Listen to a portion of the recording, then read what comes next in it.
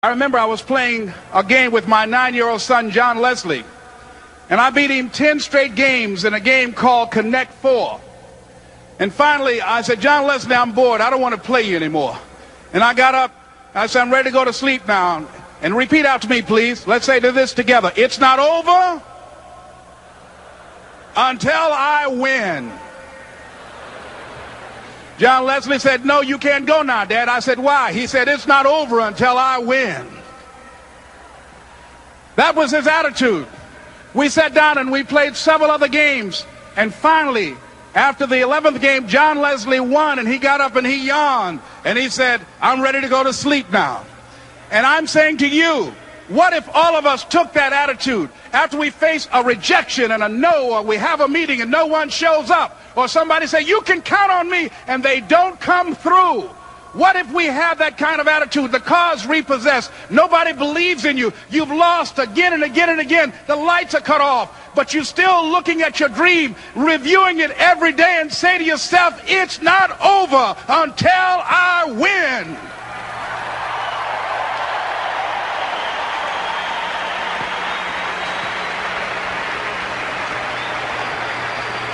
Life will yield to you. Now here's the next step. Repeat after me, please. It's possible. I can live my dream. It's necessary. I work on myself. Surround myself with winners. Become creative. It's me. I've got to make it happen. It's not over until I win.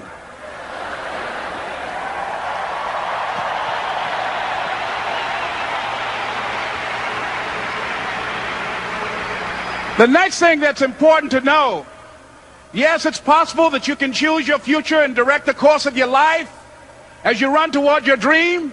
It's necessary that you have goals, that you write those goals down, that you plan, that you think constantly of how you can begin to improve what it is that you're doing. If it's your presentations, if it's your recruiting skills, whatever that is. It's also necessary that you look for ways to always find a way to pull it out when everybody else thinks that you are defeated. That you've got to take personal responsibility to know that in order to become successful, you've got to make it your personal business to do it. But the next thing, ladies and gentlemen, I want to share with you that some of you already know that it's hard.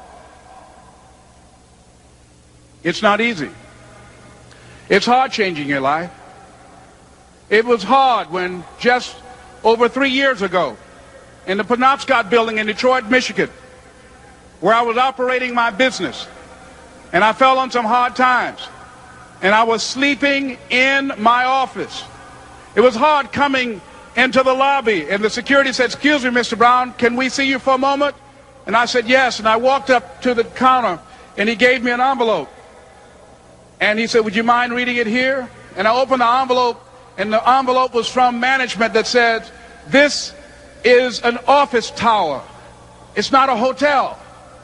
Please do not sleep in your office. And I said, excuse me, sir. I said, I just work long hours in creating my business. I'm an entrepreneur. And right now, things are bad for me. But they're not going to be this way always. And I just asked for the opportunity to continue to operate like I'm doing. I'm not trying to make this my home. And it was hard coming through the lobby. And sometimes they would laugh. There's a guy talking about becoming successful. And look at him.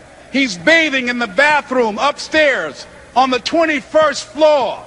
He sleeps on the floor. Him and 2 other dreamers up there. Look at him. It was hard, ladies and gentlemen, coming to speak to people.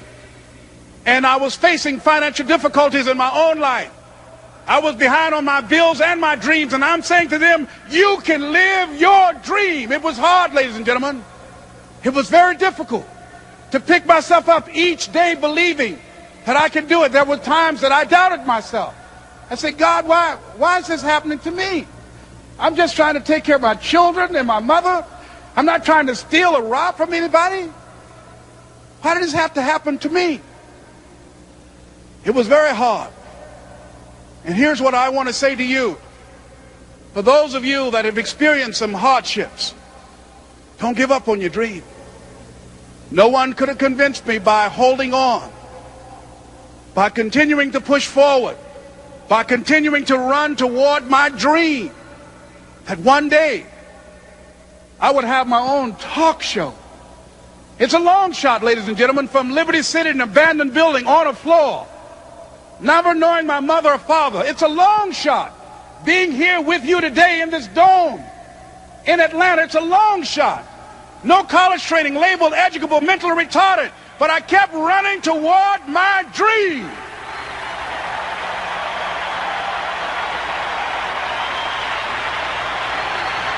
Don't stop.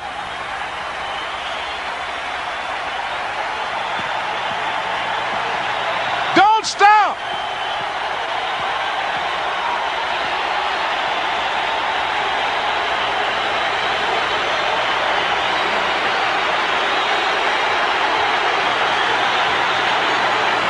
Don't stop running toward your dream.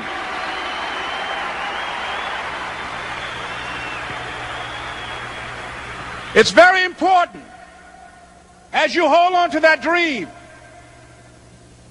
There are moments when you're going to doubt yourself. There are rough times that are going to come, but they have not come to stay. They have come to pass. It's very important for you to know that. Don't say I'm having a bad day. Say I'm having a character building day.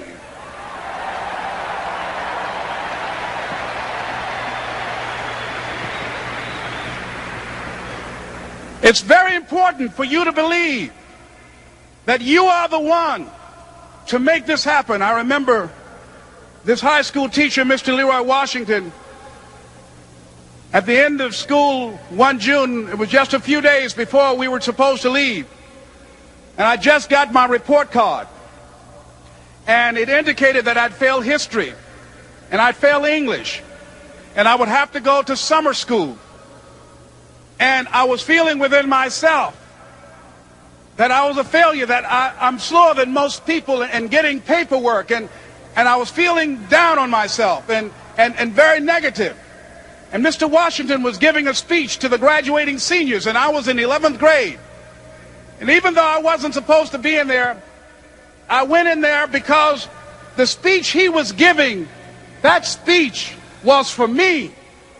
And as he talked, my heart began to beat fast. Tears began to run down my eyes, and I was in the back just listening to him, because he said, and he was a very dramatic man. I still talk to him to this day. He said, as graduating seniors of Booker T. Washington High School, I want you to know that you're blessed and highly favored, and that as you go toward the future, begin to know that you have greatness within you. And if just one of you here begin to envision yourselves as being blessed and highly favored to reach your goals, if just one of you capture the essence of what that means, that you have greatness within you and a responsibility to manifest that greatness, that you can make your parents proud, you can make your school proud, you can touch millions of people's lives, and the world will never be the same again because you came this way. And the students gave him a rousing standing ovation. And as he left the auditorium, I ran down the steps and I caught him in the parking lot. I said, Mr. Washington? He said, yes. I said, do you remember me, sir? He said, no. I said, my name is Leslie Brown. My mother, she works in the cafeteria here. I'm one of the twins, Leslie and Wesley. I said, Mr. Washington, but you know, I got these big dreams. I like talking to people. I love people. I said, I want to work with people, and I got this dream of buying my mama a home. Could I do that, Mr. Washington? He said, it's possible, Mr. Brown. And as he walked away, I called him again. I said, Mr. Washington? He said, what do you want now? I said, I'm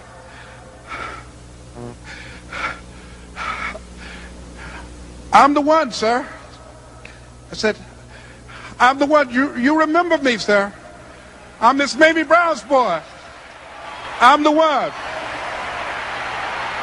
I'm the one.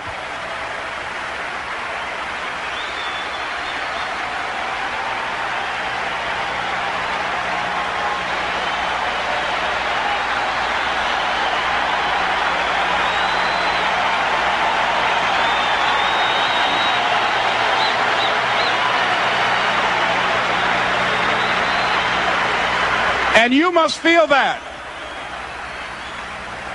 That's why you're here. Because you are the one. And I remember when PBS first played one of my specials called You Deserve, one Sunday afternoon in Miami, Florida. I had some friends call him to tell him to tune in. And he watched the program. He called me in Detroit, and I answered the phone. I said, hello. He said, may I speak to Les Brown, please? I said, who's calling? He said, you know who this is. I said, oh, Mr. Washington, it's you. He said, you were the one, weren't you? I said, yes, sir. He said, and you were so crazy. I said, I know, but I'm rich now.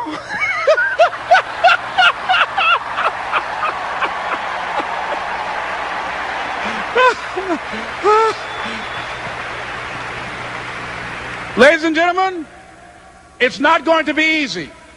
It was hard laying on the floor of the Penobscot building, looking out of the window, daydreaming, saying, Les, can you do this? Can you make this happen? I used to listen to tapes day in and day out about See You at the Top, my great friend Zig and Dennis Waitley and different other motivational speakers and Dr. Norman Vincent Peale. And Dexter saying, don't let nobody steal your dream. I used to ask myself, can I do this? And something said within me, you're the one. You're the one. And let me tell you something, ladies and gentlemen. While you're here, and before you go back home to your respective cities and communities, write down at least 5 reasons on why you deserve your dream, on why you won't give up, what's going to make you unstoppable, why you must be unreasonable, because logical, practical thinking says you can't do it today. But if you want to produce unreasonable results in your life, like living your dream and taking charge of your destiny, you've got to be an unreasonable person. You've got to be an uncommon person. So write down the reasons of why you're here. My first major goal was to buy my mother a home. And let me tell you something, ladies and gentlemen. What will reasons do, Les? Nietzsche said, if you know the why for doing, you can endure almost anyhow. What do you mean by that?